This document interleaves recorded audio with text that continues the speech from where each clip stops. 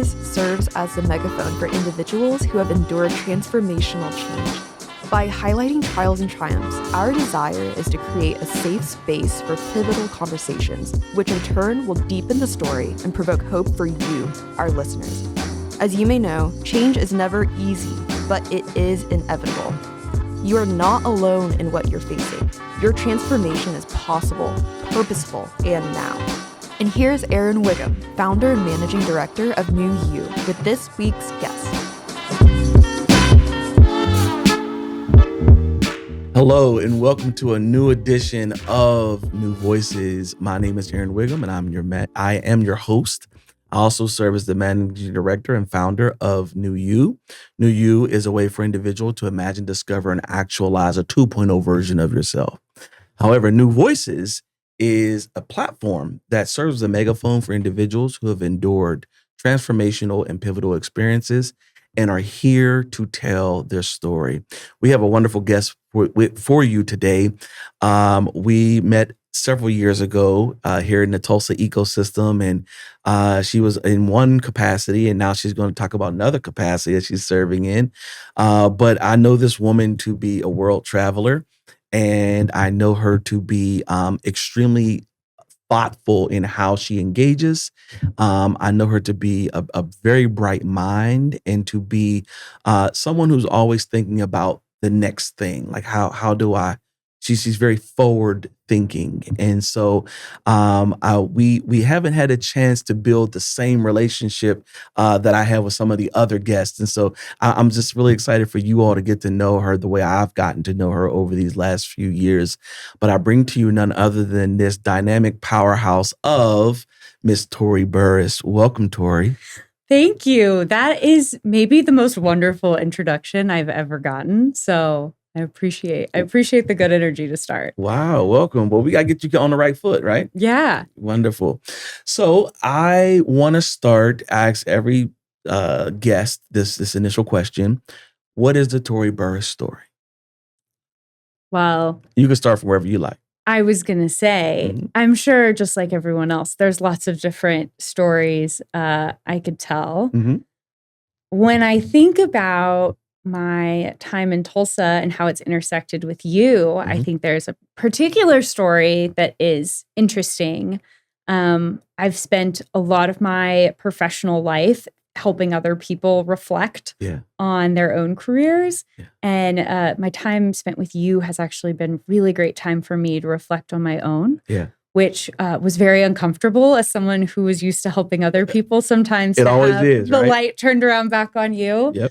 But has been a really wonderful experience. And I think the domino effect sort of that has happened as a result of it is something that has really reframed how I hope the people around me are approaching, like enjoying what they do for work and having fun in the workplace. So yeah, I met Aaron when I was at a startup. So Holberton, Tulsa at the time was the organization, and we were a software engineering school here in downtown Tulsa. I was one of the first 5 staff. I remember when we were still doing construction on the initial building and preparing for students. All of the fun that comes with that experience was very significant part of my memories there. And over time, we grew from, just around 20 students to more and more cohorts, more and more students, and our staff was growing as well. And I was overseeing a lot of our external relationships, career services, our relationships with corporates and employers. And as students were coming to me, I recognized that we were a vocational school for adults. And so a lot of people were at a big inflection point in their own professional lives. And when they'd come, at the end of their program to work with career services, to do professional development work throughout their curriculum, they kind of needed some real life inflection that was more than what I could provide them in the context of school. They had bigger picture questions they needed to answer for themselves. And I couldn't answer those for them. And they needed to spend some time getting there on their own. But if they didn't spend that time, they were never going to get what they wanted out of their next professional step. Exactly. So I was searching in the community to find resources so that as I started to identify students that were, giving hints or saying things that made me think that they maybe were ready to do some deeper inflection or needed that, where could I direct someone? What resources could I help them find? What could I encourage them to try? Right. And so you had started running the New You program out of our building in the evenings. Right. And I was leaving late frequently and would walk past you having classes. And I just thought one day, why don't I just try this and see if this would be a good fit for a lot of these students? Right. I know Aaron. I know the way that Aaron approaches things. And I know that you have a really holistic approach to looking at people. And so the ability to send students somewhere where they had dedicated inflection time. Yep. Inflection? Reflection. Being able to send students somewhere where they had dedicated reflection time. Let's pause. You need to give it a cut. Yeah. Okay, you might want to say the whole sentence again so that you can, or dedicated time to reflect. Dedicated time to reflect. There you go. I don't even know what inflection. Inflection is inflection point is when you have to make a decision, like a Y in the road, fork in the road. Yeah. Okay. Yeah. Okay. Yep. I used that wrong. Thank you. It could have been used, but it wasn't what I meant. Yeah, it's not what you meant. I know what you meant. So time to reflect. Yeah, time to reflect. So you can go ahead whenever you're ready. Cool. Yep. So students needed dedicated time to. So I could tell that students needed a dedicated time to reflect, and they needed that to be consistent, and they needed someone to hold them accountable to that. Yeah. And I thought I would just give New You a try myself, because before you know how to send someone else to a program, you might as well try it yourself. Go through it. Be the first partaker. The first partaker. Yeah. So I was at an inflection point in my personal life and professional life in many regards, about, where I was living. Did I want to buy a house? Yeah.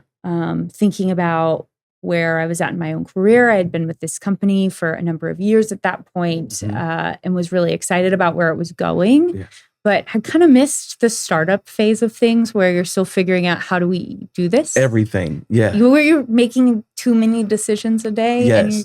And it hurts. And so went through the program and found that to be my own time to kind of figure out, when you help other people figure out what they want to do for a living, it gives you clarity. It's actually the last thing you want to do for yourself. And quite frankly, I was avoiding it because I was so tired of talking about what do you want out of your work life, right, that when I got home, I didn't care what I wanted out of my work life. Right. I just wanted to have a break to decompress. Yes. Even if I really loved my work and I really loved my job and really cared about the people that we were serving as a school. And so New You was a good forcing function for something that I wanted to do. I knew I could do. And quite frankly, I needed someone else to hold me accountable to spending time on it. Yeah. And at the beginning / during the program, we talked about the fact that it's just nice to put your phone away. Yep. And not be around people that know you, that have an opinion about what you should do or what you shouldn't do. Right. And so in that time, I got to reflect on my own professional life and realized that there were a lot of systems level things that I really cared about Tulsa being really intentional around. Yeah. And they were impacting me helping students as they were finding jobs and as we were thinking about what it looks like for a non-traditional grad or non-traditional students to enter the job market here in Oklahoma. Yeah. But I wasn't in a position to make any of that impact or help with that systems level change because I had real students that were real people in front of me figuring out how am I going to feed my family, pay my rent. Yeah. And that was priority number one. Yep. So it really led me to a point where I started thinking, what skills do I have? Where can I have fun? Where can I have impact? And do systems level work, which led me to Tulsa Innovation Labs. Nice. Yeah. Nice. Wonderful. So I love the fact that you were on a quest to help others and ended up getting help yourself. Right. And so let's just I want to go back into that a little bit. When you're thinking about Tori as a person, okay, um, this need to solve or to help others solve, even like you said, you talked about systems level thinking, right? That's very like high, like it's a how do you have mass effect, right? Not just micro effect. And so, when you think about that, what do you think is the impetus? What do you think where do you think that comes from? That you don't just want to go to work and do a job, but you want to see a ripple effect in the impact that you make as an individual from a system standpoint. What's the impetus? I mean, probably the environment I grew up in. Okay, let's talk about that. Here you go. My dad was a city manager by accident, Oh. Which is often like either a career job, you move from city to city and do it, or it's a burnout position. My dad accidentally did it for over a decade Okay. in the community that he was raised in, that I was raised in. And my mom has a functional, how do you say that? And my mom has a functional medicine practice, which is all focused on, she's studied Eastern and Western medicine, and she thinks about how can we really find the root cause of issues for patients? Yeah. And then what are all the different avenues that we can help treat them with in a really holistic way? Interesting. Okay. So as I think about systems level change, your city manager is thinking about what's happening in our community at a systems level and understands that the problems that you're solving can't happen unless you're working on systems level change. Yeah. And your functional medicine folks are thinking about what's the root cause of whatever is not working. And you can reframe it as like what the problem is, right? And so both of their professions were very focused on, no, let's like look, what's the real problem that we're dealing with here? Yeah. And then say, what do we do about it? Instead of saying we should do this, we should do that. Correct. They were very problem centric, which makes me sound like a business school professor, I think. I don't mean to sound that way, but really focusing on what are we trying to solve for? Yeah. And even going like back to that question and saying, is that what we're really trying to solve for? Is that a symptom of what we're trying to solve for? Right. Is sort of like the type of thinking that I was raised around. And I feel really fortunate to have had that. Yeah.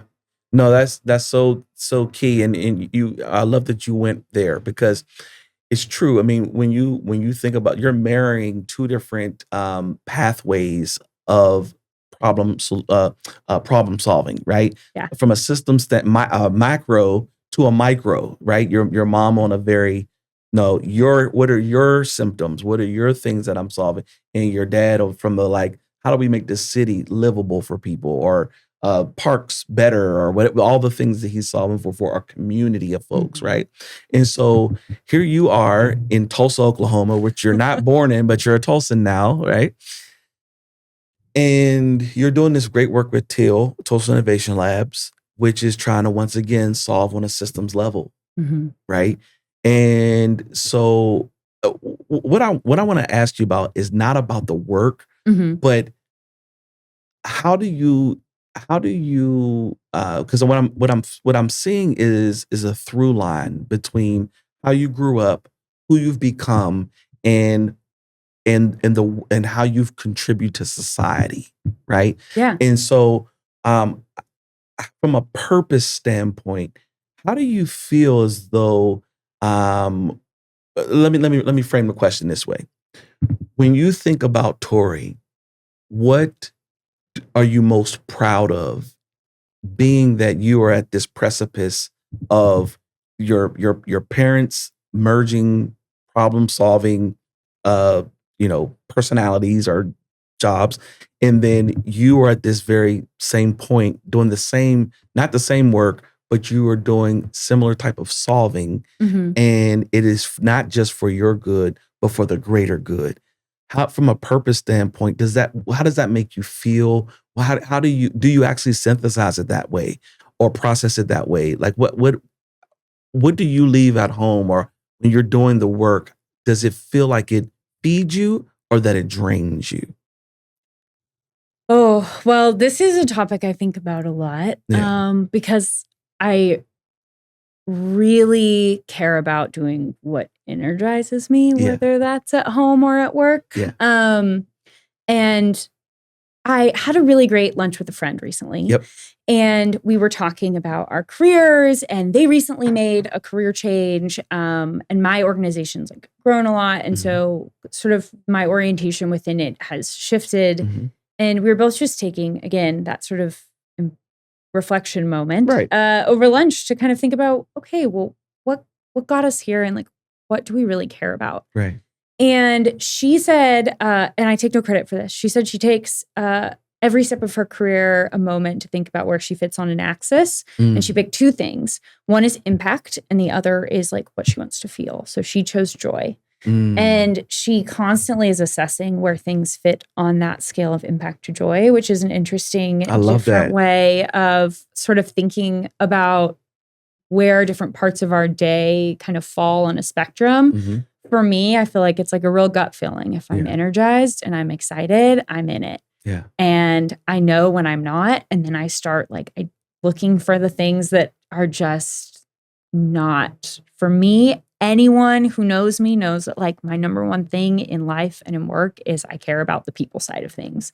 So like I'm much less concerned often about what's happening, and I'm much more concerned about how it's happening. The impact, and the impact. And so someone asked me like, what do you like see yourself doing in the community over time? And I think the answer is like, I genuinely don't know, because the thing that I really care about is the impact. And so I care about impact. There's a lot of different ways that you can have impact. And I think that's what, the more and more I sit in different circles of people because of my career, I'm sitting around with engineers and with data analysts and folks who work in construction and building. It's just different ways of coming back to that same thing. We all just find something that's energizing to us that also makes us feel like we're having an impact. I don't know if that actually answers your question. No, it does. It does. Yep, it does. And so, did you adopt your friend's axis approach too, or have you? I've started thinking about it. Okay. I'm not gonna lie. I had lunch with her yesterday. Okay. But in doing that, I haven't been able to stop thinking about it, just because sometimes you just want a simpler way of being like, how do I feel about this? That's not an emotion. That feels tangible and consistent. And I just had a conversation with some friends not that long ago either, and my wife and I, we had some family things that we had worked through with her side of the family, and then with my side of the family, and people are just aging, and you know, some people have passed on and different, and so we were just, my wife and I were talking about you know, what life looks like for us as we continue to age, and we have to make some decisions for parents now and all that type of stuff. So I was having a conversation with some of my buddies about my wife and I's conversation, and what I realized is, and this goes back to what the comments you just made, I realized I actually like my life. Right? And when I started to think about, well, what things would you change if you could change them? Yeah, I might lose a couple pounds. I might do. There's some that it's not perfect, right? But I'll pick my life again, right? I'll choose to make the type of impact in this world that I'm making. I would choose that again. I would choose, if I had a chance to buy my house again, I'd buy that house again. I would, right? So when I started to think about, if you could do it again, would you do it again? Right? And when I started, so this, I'm relating this to your friend's axis approach. That's how I kind of navigate certain things in my life, is that if I could do it again, would I do it again? And if the answer is yes, then I probably did what I was supposed to do. If the answer is no, then I know, make a better decision, right? And so there are these times in our life and in our evolution, because you know what? We know a whole lot of things, Tori. What we don't know is tomorrow. None of us know. I almost said the date. I don't want to say the date because I don't want to know when we record this. But the point is, you don't know tomorrow. None of us do. You can make plans. You can prep for it. You can read about it. But no one knows what tomorrow brings. I remember when COVID happened and we had all these plans set up. I was in higher ed at the time. Yeah. And I had all these plans set up and And they, next thing you know, campus shut down. Everybody's at home. We're all on Zoom, right? And out of that, I started to lead a series with the students called Pivot, Don't Panic. And every Thursday, we would get on Zoom. And instead of the students having classes, they couldn't get the stuff online fast enough. So students were just home. And so I would lead this session for about 90 minutes called Pivot, Don't Panic. Little did I know that ingredients from Pivot, Don't Panic became ingredients of New You in 2022 when I piloted the program out, right? Yeah. And so my point to you is, you don't know what tomorrow brings, but what I tell you is what you've prepared today, like the ingredients of today are going to inform tomorrow. And they're going to, right? And so you taking that reflective time to carve out at New You, as you explored it for other people's sake, it helped to inform your next thing. And now your next thing that you're doing now, it is helping to inform other things that are to come, right? And so it's just so interesting how our life, when they say hindsight is 2020, I mean, that is one of the truest statements. You don't see how the dots connect until you look back and you say, that's why that was I cried for 3 days about it, but now I see that I'm better because it's not there or because it did happen or whatever that story is, right? So I do want to pivot just a little bit. Yeah. I know you to be a world traveler. Okay. And so I just want to talk about some of your destinations here and like what kind of led you to be this just a little light construction. Yeah. We can edit it out. Yeah. That's pretty funny. Move. Yeah, just throw a chainsaw. Oink. It's fine. All right. We're good. All right. So what was some of the things that led you to be such a travel enthusiast, we'll call it, and kind of navigate your travel bug? And what has caused you now to be a little more settled and a little more grounded in where you are now? Yeah, I really had the travel bug. Yeah. Like a lot of people do in their early 20s. Yep.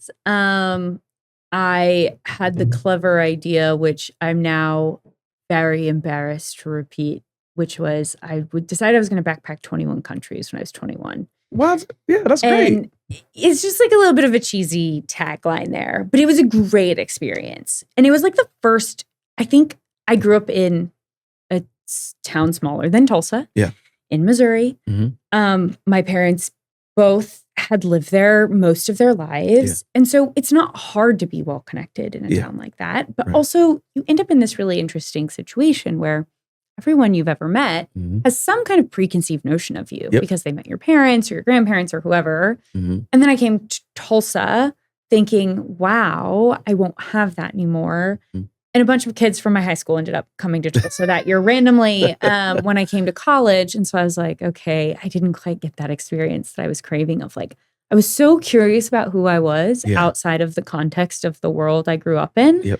And so I just really wanted to go learn about other people. I wanted to go, I mean, all of the things everyone wants, right? You want to like try all the foods. You want to get the cool picture. You want to experience the coastline. You want to sleep in an airport at some point because something got real messed up in your travel plans. Okay.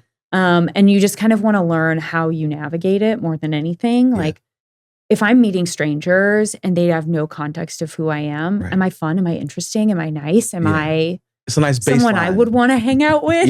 Yeah. And then you also get this chance to really again, have that reflection point back on like who you are and how you show up in the world, because it's so deeply different than other people. And so I loved it. I traveled with a group of friends from the US, Canada, the UK, Europe, Australia, and New Zealand. And so even as we were backpacking and traveling, we were learning about, I was learning all about countries I was never visiting because of the people that had grown up there, and like them being able to, how do they navigate like hard times and things not working out? Are they laid back? Are they nervous? Are they uptight? Like, why are they that way? And you really get to understand firsthand a lot about people, which is an interesting parallel to my life now, because I have to be super go with the flow. Had to learn to not be anxious about certain things. They were just going to be what they are. And, now I am like working full time and in the middle of buying a home and parenting and all of the things that come along with a certain chapter of life for a lot of folks. And ironically, I'm using a lot of the skills that I learned while traveling now to like, how do you help a child realize that the iPad dying is not the end of the world and they will be okay? Or your squishy toy that you put on a pointy fence broke. That's not a surprise to me, but like you're having a tough time with it. And how do we navigate that we made a decision and now we live with the consequences? And also the consequences aren't that bad. You deal with the same thing when you're traveling. You deal with the same thing at work. You deal with the same thing in relationships. And so it's been really interesting to sort of, it's like a test of how well did it stick now? How well did I really learn that lesson? And have I kind of let myself fudge away from it? Or like, am I still taking that as something that I have to like actively be aware of and work on? What are some of the most interesting places you've visited? I love Croatia. I'll preach the good word about Croatia. Plitvice National Park is a great place to hike. Croatia is a very affordable country to visit. It has great beaches. But if you go inland a little bit, there are like mazes of waterfalls that you can hike through. No way. You can get cabins or camp. Was it cold when you went or warm? It was warm. It was summertime. And a couple of girlfriends and I did it for like, I think a week or two.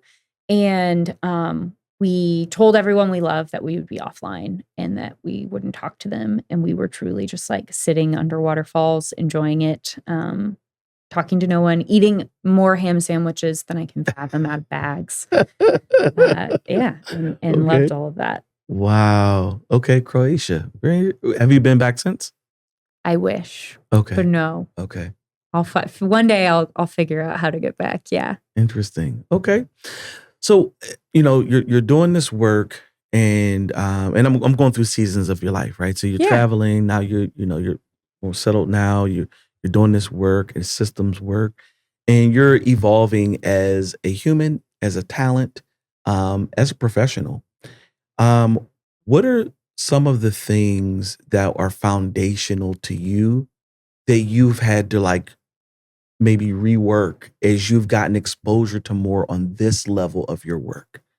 So there's some things that maybe they were preconceived notions, or maybe they were, and now you're like, oh, I understand a little bit better now, even based on world travels. Like what I learned when I got my passport, I didn't get my passport till I was 30. Okay. Don't ask me why. That's okay. And it is okay, but it wasn't okay because when I finally left the country, I could have kicked myself that I didn't do this 5-10 years before, right?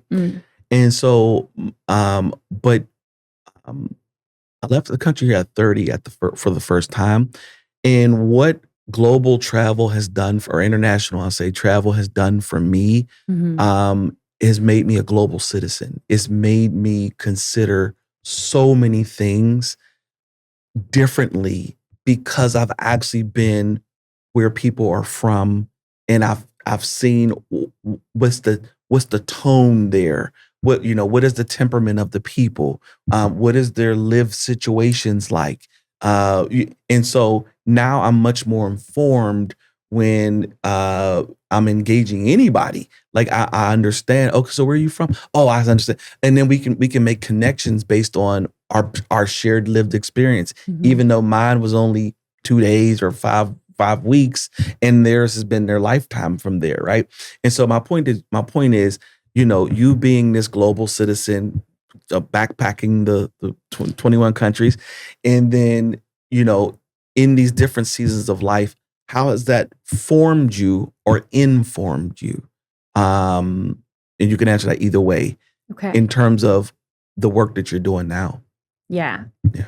Well, I want to also respond to what you said about not getting your passport till you're 30. Because when I traveled, I was doing it on a budget. It was like my life savings I was spending there, which was not that much at the time. Right. But as I've talked to friends about what I've gotten out of that experience over the years, I always want to be careful about getting to travel is a super privileged experience, and I'm incredibly grateful for it. Yeah. And also, if it taught me anything, it's just about putting yourself out of your comfort zone on purpose. Yep. And so there's lots of ways to do that outside of physically going to a destination. Correct. And there's lots of ways, as your question around how have I taken that with me now, it's like you just have to, when you're uncomfortable, just ask yourself to do it. And I'd rather do it and really hate it than not do it and not know. Yes. And so just put yourself in there and give it a try. And if you don't like it, you never have to do it again. Yep. Sorry, what was the rest of your question? So the other question, the question was around how has all of these different seasons of your life informed or informed you now in terms of the work that you're doing now? What do you consider as you're doing your work based off your lived experiences in these different cultures and different policies and different places you've been? What do you consider now, or how does it give you a lens to the work you're doing now based on what you've experienced in life? I was on a walk the other night with my spouse, and he made a comment about everything you do has fun infused into it. You see the world through fun. Every personality test I've ever taken, it's you're an Enneagram 7 or a yellow or whatever that is. Yeah. And I think I definitely optimize for fun in life, which can obviously be a slippery slope if you take it too far. Right. But a close second is always achievement or impact, right? And all of those sort of framings of how we explain ourselves. And as I have continued my career, and I think the same with my relationship, my parenting, all of that. I don't want to over-index on fun, certainly, but man, isn't it better if you can infuse some fun into it or some comedy or I'm not a doctor, but I have a lot of friends that are doctors. And when they come home from work and they say, I lost a patient today, they had a bad day at work. Right. When I got frustrated about something, I did not have a bad day at work. Right. I may have been frustrated and I'm allowed to be that, but just not taking ourselves too seriously. Yeah. Things can matter and things can be important and they don't have to set you back or when they don't go as planned or when they're mostly when they're frustrating or tense or uncomfortable, nobody wants to spend their time that way. And so thinking about what's the experience of being around me? Yeah. How am I treating other people, especially when I'm in rooms where maybe I've the person that's worked at this company for longer, or I'm the more senior person in the room. You set the tone, whether you like it or not. Yep. And so whatever mood you're in, whether it's because of nothing related to work or something related to work, something I feel like I'm still constantly working on is whatever that is, if you are a person with a big personality or you're in that position of power or authority in that room, you gotta check how you show up. Yeah. The same way you got to check how you're talking to the gate agent when your flight's been canceled. Absolutely. The same way you got to check the way you're talking to the person at the hotel when your reservation doesn't seem to be on their books. Right. Because reality is it's not their fault and everyone's going to live at the end of the day. Right. And I'd way rather than walk away with maybe we haven't solved the problem, but they feel like they were treated with respect, dignity, and all of the things that matter, then push to get exactly what I need. Yeah. No, I think that is amazing. I love that because, like you said, when you talk to your doctor friends, and they've lost a patient, like, and it's not to say that what you go through on a day-to-day is nothing, but there's levels to this. Yeah. Jay-Z would have said it that way. There's levels to this, right? Yeah. And I often would say that to some people when people would bring me a challenge, and I say, okay, let's put this in perspective. Let's consider that mother right now that's at St. Jude's Hospital with a child with a 7-year-old with terminal cancer, and she doesn't know day to day, month to month, year to like. Let's put the stress that she's under, and now it doesn't mean that you're not under stress. It doesn't mean that you're, but it does mean that there's levels to this, right? And so, which is kind of what you're saying with your physician friends, like, I didn't have don't throw the whole day away because somebody just, cut you off in traffic. Yeah. And the whole day has to go to pots, right? Or somebody said they misspelled your name on a document, and everything has to end because, right? Like, how do we keep life in perspective? And you mentioned this earlier when you said that letting your child understand, or helping your child to understand that just because your iPad died doesn't mean the world's over. Like, and some of us feel that way in life. Like, we don't get the promotion and we feel like life is over. It's like, no, if they don't promote you, you promote you. Yeah. Huh? Don't give them the power to, like, you promote you. And then how do I do that? Well, let's start doing the things that are promotable. Are you getting certificates? Are you doing all you can to be promotable? Like, that you can promote yourself. And then guess what? When you promote yourself, somebody will see that and say, I see value over there. Let's get them promoted, whether it's them or somebody else, right? And so just having the perspective in life, which is what I'm deducing from what you're saying about how your travels and everything else has informed where you are. It's about perspective. How do I have the right perspective in going through things? And as I solve, like, how do I do it from the right perspective? And so I think that's amazing. I ask every guest this question, and then we'll go into call to action. Can you tell me a time when you had to hold on to hope? And maybe it's professional, maybe it's personal, maybe, whatever. But what was a time in your life where you didn't know if it was going to work out, when it was going to work out, and you had to hold on to hope? And what was the outcome? It's interesting to transition to this question because something big can happen and you can put it into context. And also, I think something that I learned a lot while working with our upcoming graduates at Holberton that has really stuck with me is you can right size it. You can understand how to put it into context to understand the levels of things. And also, there are moments where people are really stressed out about something and you may not get it. And it's because whatever is going on, maybe it's not, to equate what you were saying earlier, like when a kid's iPad dies, the world is not ending. But some part of their world might be. Correct. Fun feeling like it's ending. Or, for other people, it's like, well, that's not the world, but that's their world. That's their world. Yeah. And so understanding that even if they can make it through things or get to that next chapter, like, part of their world is ending, and that's terrifying. Yeah.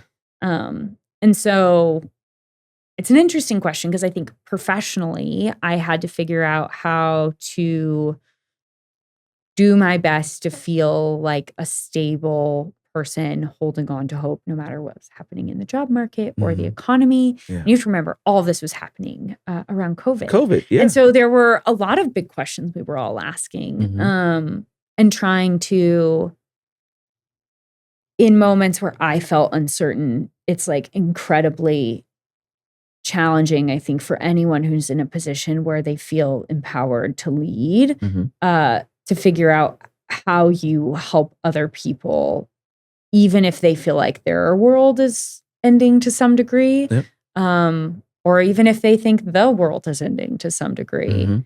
How do you help bring them to that place of having a little bit of hope and just doing the next right thing that they can do, and making that really digestible, and bringing people to a place where it's like, you're right, and I am not going to pretend like you're not going through this, and I'm not going to pretend like this isn't real. And at the same time, I can do literally nothing to change how this feels for you unless you do certain things for yourself.